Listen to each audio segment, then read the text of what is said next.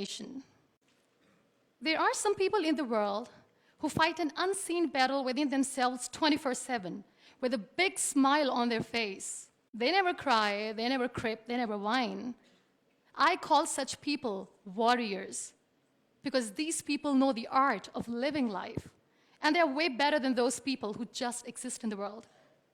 6.5 years back, I met a car accident. I was traveling from Balochistan to my hometown, Rahimia Khan. The driver slept, and the car fell in the ditch. As a result of that incident, I sustained multiple injuries. The list is a bit long, don't get scared. Radius ulna of right arm were fractured. Shoulder bone and collarbone were fractured. Lungs and liver were badly injured. The whole rib cage was fractured. But the injury that changed my life and my personality completely was the spinal cord injury. 3 vertebrae of my backbone were completely crushed. It took us an hour or so to find an ambulance in Balochistan. All the effort went in vain because we couldn't find an ambulance. So I was thrown in the back of a Potohar Jeep, and I was rushed to the nearby hospital. In that Jeep, I realized that half of the body was fractured and half was paralyzed. We were rushed to the nearby hospital. There we came to know there was no first aid. I was kicked out. Then I went to another hospital in my hometown where doctors said, "Take her away, we cannot operate her." And I was like, "Why?" And they were like, "We don't have equipment, you will die someday, you go." I was kicked out again. But I finally ended up in a comparatively better hospital in Karachi. Luckily, I wasn't kicked out. Probably that's why I'm alive. So I stayed in that hospital for 2.5 months. I underwent 3 major, 2 minor surgeries. The doctors have put a lot of metal in my arm, a lot of metal in my backbone. So I feel more like an iron lady now. But those 2.5 months that I spent in the hospital were dreadful. I was in severe pain, both physically and psychologically. Many people left. Very close ones. The ones who were supposed to stay with me were the ones who left me when I needed them the most. I was devastated. Life was completely pointless, aimless, colorless. I was tired of wearing the white scrubs, looking at the white walls, doing nothing, sitting idle. I really didn't want to live. But then I realized that instead of crying for the people who were not meant to be with me, and for the legs which I have lost, I have people around me who want to see me alive. I have so much to be grateful for. So let's stop cribbing, stop whining, because it's pointless. The best decision that I took in my entire life was the painting that I made in the hospital with a deformed hand. That's how I added colors in my colorless life. That's how this adversity helped me in exploring an artist in me. That's how this art kept me alive through this whole journey. Then I was moved to Islamabad.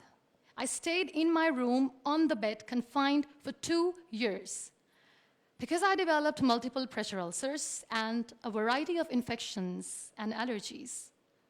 Now, this whole traumatic journey of 2 years and 2.5 months being bedridden, doing nothing, the only thing that kept me alive was art. What a beautiful medium art is, that without uttering a single word, you express yourself. What a beautiful escape it was. But the day I sat on the wheelchair for the first time, I was a completely different person. I still remember that I looked at myself in the mirror and I said, "You cannot wait for a miracle to come and make you walk. You cannot wait for the stem cell treatment because it's very expensive. You cannot wait and sit in the corner of the room crying and begging for mercy because people don't have time." So the only thing that I could do was to accept myself the way I was. The sooner, the better. That's what I did. I really wanted to make myself financially strong. Let's become professional.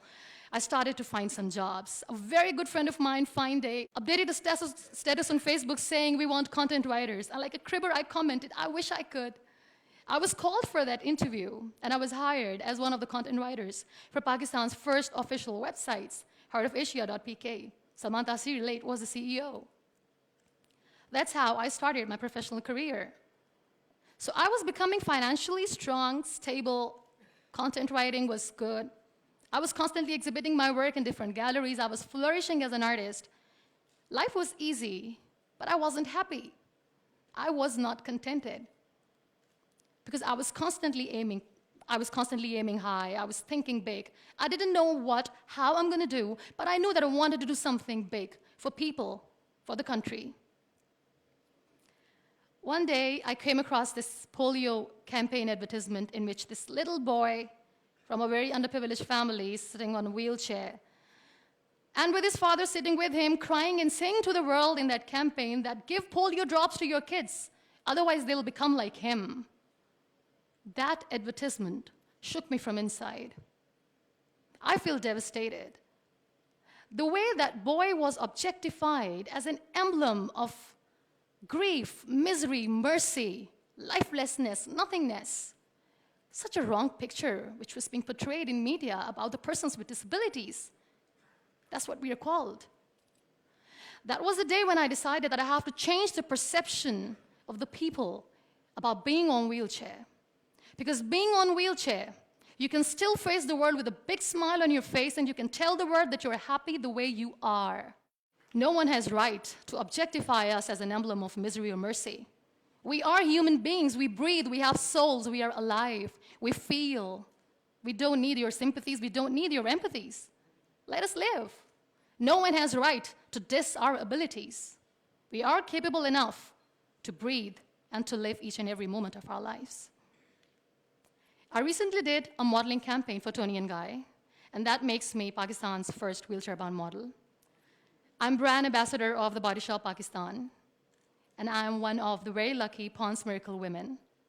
It's always good to know that there are very few wheelchair-bound artists in the world, and I'm proud to be one, being a Pakistani, trying to preserve the ethnic jewels of the country in the paintings adorned by very graceful, strong, and powerful Pakistani women, which I paint. Very soon, I'm going to be Pakistan's first wheelchair-bound TV host. And I'm blessed to have a beautiful 3-year-old son, which, he was here, but he was so cranky. Now, you all must be thinking that why I'm using the word wheelchair over and over again in my talk. This is the very perspective I'm talking about. This wheelchair is not my weakness. This wheelchair is not an adversity. This is my strength because the kind of attention that I get when I go anywhere is priceless. Everyone loves to be in the limelight. I have started enjoying to be in the limelight too. This is the very perspective I'm talking about. This wheelchair has given me an opportunity to explore what I had in me and I never knew it. I feel really sorry for some people who play this blame game. They say they feel caged. They cannot perform well, they cannot excel because system is not allowing them to do. The government, Pakistan, the whole world, society, economy is not letting them grow as a person. They're not excelling in their careers. They say they're caged. I feel sorry. I can undoubtedly say that I'm caged because when I get up in the morning, I'm unable to sit on my own. I'm unable to shift from the bed to the wheelchair, from the wheelchair to the car, from the car to the wheelchair. I need an assistant 24/7 to do little things in life. Let's make it more simple. When I feel thirsty at midnight, and when I forget, which I always do, when I forget to keep my water bottle on my nightstand, and when I don't see anyone around to help me, I stay thirsty for the whole night because I'm unable to get a glass of water for myself.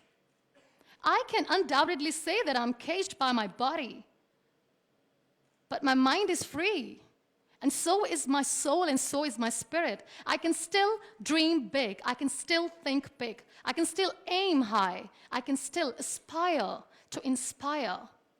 Nothing should stop me. This wheelchair should not be the reason or an excuse of not doing anything in life.